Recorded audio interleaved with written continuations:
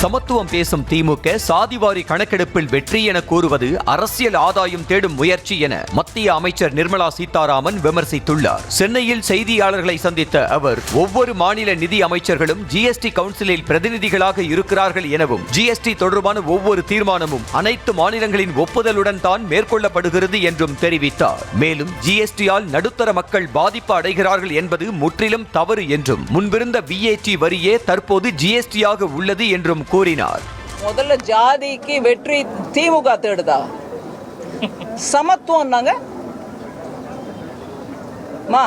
நீங்க கேட்ட கேள்விக்கு பதில் சொல்றேன். ஜாதிய பற்றி விஷயத்தில் திமுக வெற்றி தேடுதா? மத்திய அரசு சென்சஸ்ல நாங்க கொண்டு வரோம்னு சொன்னோம். பல பேர் கேட்டிருக்காங்க. இன் பிரின்சிபல் அப்ரூவல் நாங்க கேபினெட்ல கொடுத்திருக்கு. ஆனா அது எங்களுடைய வெற்றி எப்படின்னு சொன்னா, ஜாதியை பத்தி பேசவே கூடாது டிஎம்கேல.